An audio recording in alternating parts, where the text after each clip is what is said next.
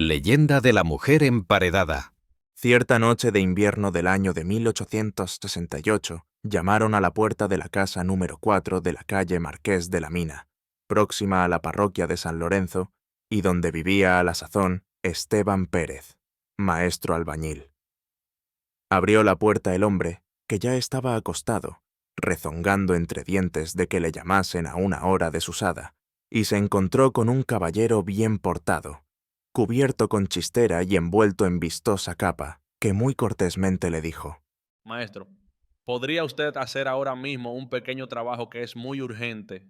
Calculó el maestro que se trataría de reparar algún bajante, o cosa parecida que no admitiese demora, y así pensando que la molestia le reportaría la natural ganancia, respondió: Siendo cosa urgente, no puedo negarme, aunque no es hora agradable para trabajar. Lo malo es que no vamos a encontrar materiales porque los polveros están cerrados. No se preocupe por ello, que ya que está previsto el yeso y la cal que serán necesarios, recoja usted sus herramientas, que es lo único que se precisa. Hízolo así el maestro albañil, y salieron. En la esquina de Santa Clara había un coche de caballos. El caballero invitó al albañil a subir en él, pero cuando lo hizo le advirtió: Le pagaré muy bien su trabajo, pero una condición, y es la de que habrá usted de ir con los ojos vendados. y como el maestro manifestase cierta repugnancia a ello, el caballero sacó de entre la capa un revólver y poniéndoselo en el pecho le dijo: Puede usted elegir entre el oro y el plomo.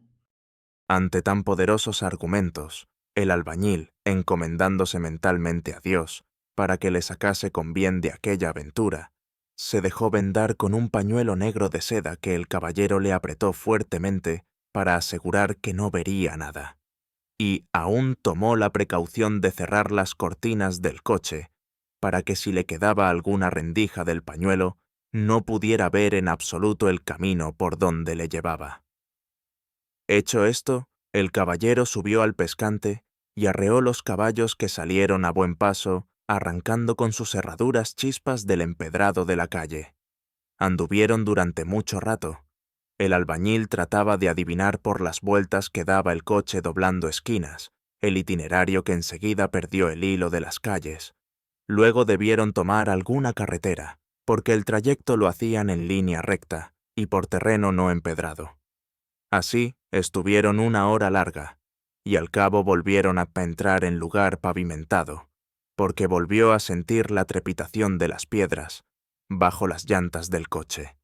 Por fin se detuvieron y ayudó a salir al embozado albañil, llevándole cogido de un brazo para que pudiera caminar con los ojos vendados. Anduvieron unos pasos y entraron en una casa porque ahora el suelo era liso, y a Esteban le pareció pavimentado de grandes losas de piedra o de mármol. Descendieron unos escalones y entraron en un lugar que debía ser un sótano porque olía a humedad. Entonces el caballero le quitó la venda que le cubría los ojos. A la luz de unas velas encendidas, pudo entonces el albañil tratar de observar la cara de su acompañante. Como en la calle Marqués de la Mina no existía alumbrado, y era una noche muy oscura, no se había percatado de que el caballero, a más de embozarse en la capa, llevaba un antifaz que le cubría el rostro. El descubrir estos detalles asustó al honrado Esteban Pérez, pero disimuló el miedo lo mejor que pudo. El caballero le condujo al extremo del sótano, y entonces vio Esteban algo que todavía aumentó su terror. En una especie de pequeña habitación, o alacena, había una mujer sentada en una silla, amarrada con cuerdas y amordazada. El caballero ordenó con voz dura e imperiosa al albañil, Levante usted un tabique ante la puerta de esa alacena. temblándole las manos y doblándosele las piernas del pavor que le embargaba.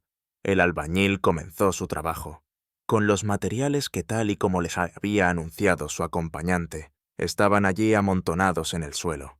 No faltaba ni siquiera el agua para amasar la mezcla.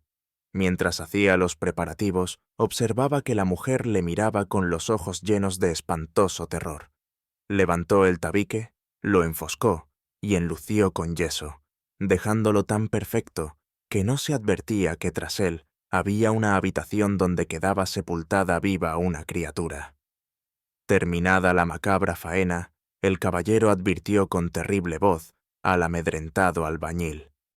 No, si de estos sabe alguien una palabra, puede usted contarse entre los muertos. Seguidamente le entregó 5 monedas de oro que, aunque representaban una fortuna para el modesto albañil, no le produjeron el menor entusiasmo. Guardó las peluconas en el bolsillo y se dejó vendar otra vez los ojos sin protestar. Volvió el caballero a cogerle del brazo y le sacó de allí, subiendo los mismos escalones, cruzando el mismo zaguán enlosado, hasta el coche, donde cerró igual que antes las cortinillas, y luego durante una larga hora le condujo por el mismo itinerario de calles, carretera y otra vez calles hasta la esquina de Santa Clara, donde detuvo el carruaje y ayudó a bajar al albañil quitándole el pañuelo de ante los ojos. Al despedirle le enseñó nuevamente el revólver, reiterándole la advertencia de que le mataría si algo se atrevía a decir. El albañil entró en su casa alterado y pesaroso de lo que acababa de hacer, y se volvió a acostar en silencio. Su mujer notó que algo raro le había ocurrido, pero él no quiso contestarle, y se volvió de espaldas intentando conciliar el sueño. Sin embargo, pasado un rato y ante las insistentes preguntas de ella, Esteban no pudo seguir guardando silencio y le contó el terrible suceso que le había ocurrido. Pues tú no puedes callarte, porque eso significa convertirte en cómplice de un crimen. Lo que tienes que hacer es irte corriendo a dar cuenta al juez de lo que ha pasado. Esteban Pérez comprendió que su mujer tenía razón y se vistió para salir, y porque no fuera solo y le pudieran ocurrir algo, ella se vistió también y salieron juntos para buscar la alcaldía de barrio, donde les informaron dónde vivía el juez de guardia, que era aquel día Pedro Ladrón de Guevara. En presencia del juez, Esteban contó lo sucedido, y el Usía le preguntó vivamente preocupado. ¿Qué tamaño tenía la alacena donde usted emparedó a la mujer? Pues como 3 varas de largo por 3 de ancho y unas 5 de altura. Entonces la mujer tendrá aire para respirar durante unas 4 horas. Tenemos que averiguar antes de que amanezca dónde está la casa. Observó el juez, y tomando diligentemente su sombrero de copa y embutiéndose en la levita, añadió. Vamos ahora mismo a empezar las diligencias. En primer lugar, ¿usted no podría deducir por el camino que ha recorrido en el coche a dónde le han llevado? No, señoría, mucho lo intenté, pero me fue imposible seguir el hilo del trayecto. ¿No tiene usted ningún indicio de algún ruido de molinos, presas o algo que pudiera servirnos de indicación? No oí nada. Calculo que hemos andado como 3 leguas, y ahora que Usía lo dice, me extraña que no hayamos pasado por ningún lugar donde se oyera el río ni los molinos que hay en él. Entonces, la cosa es difícil. Los pueblos que hay a distancia en 3 leguas tienen todos durante la noche funcionando sus molinos, y en Alcalá de Guadaira el ruido de las panaderías y el olor de pan no le hubiera pasado inadvertido. Otra pregunta. ¿Tiene usted el mismo calzado que llevaba? ¿O se ha cambiado usted de botas? No, señoría, llevo el mismo, y si lo dice, por si se me ha pegado barro en las suelas, ya me fijé en ese detalle. ¿No escuchó usted algunas campanas de algún convento que tocasen maitines o algún rezo nocturno? Podría ser que hubiera pasado por San Isidoro del Campo o por algún monasterio semejante. Ahora que me dice Usía esto, sí recuerdo un detalle. Mientras estábamos entrando en la casa, oí dar la 1 en un reloj de torre. Por cierto, que pensé si sería la 1 o si sería un cuarto. Pero después, cuando estaba trabajando en levantar el tabique, oí dar el cuarto, lo que me aseguró de que la primera hora que escuché fue en efecto la 1. Bien, ya tenemos un indicio. Tendremos que empezar por buscar al relojero de la ciudad. Dispuso el juez que se fuera con él Esteban Pérez, y la mujer aguardase para no entorpecerles en sus diligencias, y ambos salieron rápidamente hacia la calle Gallegos, donde vivía don Manuel Sánchez, relojero de la ciudad y relojero del Palacio de los Duques de Montpensier. El juez explicó en breves palabras a don Manuel el asunto, pidiéndole su colaboración pericial. El relojero caviló unos momentos y después dijo: Relojes de torre que den los cuartos con una sola campanada. No hay ninguno en pueblos que estén situados a 3 leguas de Sevilla. Los conozco muy bien y todos son relojes modernos de doble campanada en los cuartos y en las medias. Esto quiere decir que no le han llevado a usted a ningún pueblo. Observó el juez dirigiéndose a Esteban. Durante el trayecto de carretera, ¿se fijó usted si daban las vueltas hacia los dos lados o siempre giraban hacia el mismo? Pues ahora que caigo, siempre girábamos a la derecha. Una hora entera y girando siempre a la derecha no es camino a ningún sitio. Le han estado a usted dando vueltas por la ronda, alrededor de Sevilla, para desorientarle. La verdad es que podemos suponer que no le han sacado a usted de la ciudad. concluyó el juez. Pues es verdad. Asintió Esteban Pérez. ¿Y cuáles relojes de esas características de una campanada en los cuartos hay en Sevilla? Preguntó el juez a don Manuel. Hay muchos. Pues los habremos de comprobar todos, don Manuel. Véngase con nosotros para que los haga usted sonar y pueda este hombre identificar por el oído cuál reloj fue el que escuchó hace un rato. Rápidamente, con la premura del tiempo que les quedaba para evitar que la mujer emparedada se asfixiase en su estrecha cárcel, don Manuel Sánchez, su hijo Sánchez Perrier y el oficial relojero don Eduardo Torner, a quien despertaron para que les ayudase, fueron recorriendo una por una las torres de Sevilla donde había relojes públicos, despertando a los sacristanes para que le franqueasen el acceso, y adelantaban las manecillas para hacer sonar un cuarto, mientras abajo en la calle el albañil se esforzaba en reconocer el sonido de las campanas. Así, estuvieron en el ayuntamiento, en la universidad, en el Palacio de San Telmo, en la Casa de Correos y en varias iglesias incluyendo la Santa Catedral. Ya estaban desalentados al repetirse una y otra vez las negativas del albañil, cuando en la plaza de San Lorenzo, Esteban Pérez, al escuchar el reloj, le dijo al juez con viva alegría. No cabe duda. Ha sido el reloj de San Lorenzo. Pero qué brutísimo soy. Mira que ser el reloj de mi barrio y no haberlo reconocido entonces. Claro que por lo nervioso que estaba, no eché cuenta de ello. Ya estaba la mitad del misterio aclarado, pero faltaba por aclarar la otra mitad. ¿Qué casa próxima a la iglesia de San Lorenzo sería la que buscaban? El juez requirió al alcalde del barrio, quien manifestó: Casas que tengan sótano, cercanas a la iglesia no creo que haya más de 2, la una en la calle de Santa Clara y la otra en la misma plaza de San Lorenzo. Se dirigieron a esta última, y el juez llamó a la puerta sin obtener respuesta. A los golpes salió una vecina de la casa próxima a la ventana y dijo: No se molesten en llamar, porque en esa casa no hay nadie. Hace un momento que el dueño ha salido en su coche de caballos con varias maletas. Se conoce que se iba de viaje. Mandó el juez a la vecina que bajase a la calle, y allí la interrogó sobre quién era el dueño de la casa en cuestión, inmediatamente a la iglesia de San Lorenzo, y la vecina le describió de suerte que Esteban Pérez pudo convenir en que era el mismo sujeto que le había sacado a deshoras de su casa. No cabía, pues, duda de que después de cometida su fechoría, el criminal se daba a la fuga. Mandó el juez al albañil que trajese una barra de hierro o una piqueta y que descerrajase la puerta, lo que hizo sin tardanza trayéndose de su casa, muy próxima, las herramientas necesarias. Entraron en la casa, y en efecto había un sótano al que se bajaba por unos escalones desde el mismo zaguán. Violentaron también la puerta del sótano, entraron en él, y al fondo el albañil tanteó la pared y se la indicó al juez diciéndole: Y vea su señoría cómo todavía está húmeda la mezcla que puse hace 3 horas. Derribó Esteban el tabique y apareció ante los ojos del juez y de sus acompañantes la mujer emparedada, que todavía estaba viva, aunque desmayada.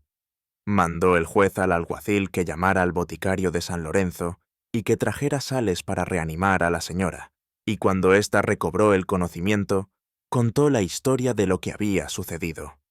Era hija del dueño de una de las confiterías que había en La Campana, y habiendo cumplido los 30 años, se daba ya por solterona irremediable, cuando vino a Sevilla un caballero de edad madura muy rico, quien la pretendió, y como no tenían por qué esperar, se casaron en breve tiempo. El caballero venía de Cuba, y según le había contado, tenía en aquella colonia plantaciones de caña e ingenios de azúcar que le proporcionaban abundantes rentas. A poco de casarse, se manifestó él tan celoso que la tenía encerrada sin permitirle salir más que a misa, y eso acompañándola él. Nunca le consintió recibir ni hacer visitas, y cuando ella le hablaba de que quería ir a ver a su familia, que vivía tan cerca, se negaba a consentírselo, diciendo que puesto se había casado, no tenía más familia que él.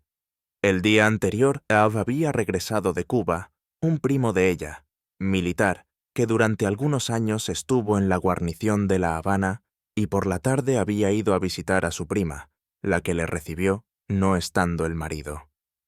Por la noche, él, enfurecido porque su esposa recibió al pariente a pesar de la prohibición, la obligó a escribir una carta comunicando a sus padres que se marchaba a Cuba con su esposo, y después de hacer esto, la hizo bajar al sótano en donde la amarró y amordazó, teniéndola allí hasta que vino el albañil y la emparedó, como ya sabemos. Envió requisitoria el juez a las ciudades de la costa, con el fin de apresar al fugitivo, y con tan buena fortuna que le detuvieron en Cádiz, cuando ya estaba embarcando en un buque que iba a zarpar con rumbo a La Habana. Conducido a Sevilla, declaró, y ya se pudo saber la verdad de todo. Aunque cuando vino de Cuba por primera vez a España y se afincó en Sevilla, dijo que era propietario de plantaciones azucareras, lo cierto es que nunca tuvo tales posesiones, sino que había sido el verdugo de La Habana, y que con las ejecuciones de muchos reos ganó bastante dinero, pues según una antigua costumbre, el verdugo cobraba 1 onza de oro por cada ejecución.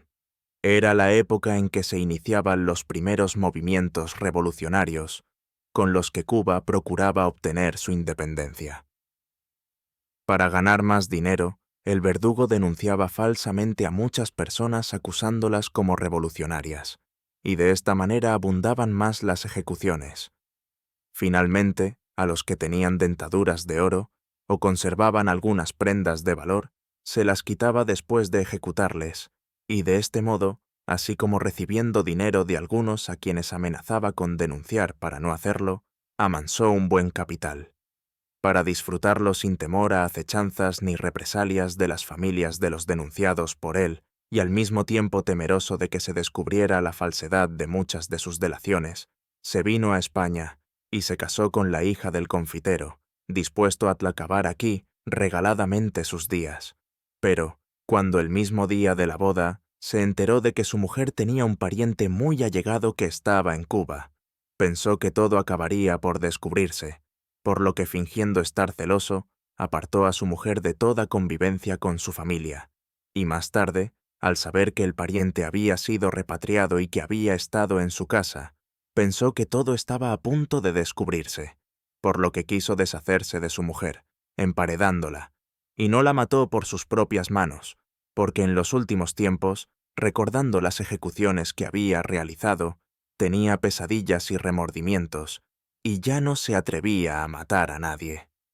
El verdugo de Cuba, por el intento de matar a su mujer emparedándola, y por los crímenes que con sus falsas delaciones había cometido, fue condenado a muerte y ajusticiado en el patíbulo en la azotilla del Pópulo, donde le dieron garrote vil como él lo había dado en La Habana a tantos infelices. La emparedada de San Lorenzo se volvió a casa de sus padres, y vendió el edificio donde tanto había sufrido, no queriendo vivir más en él. Pasado algún tiempo, este edificio vino a ser jefatura de obras públicas, y ahora sobre su solar se ha levantado la nueva basílica de nuestro Padre Jesús del Gran Poder.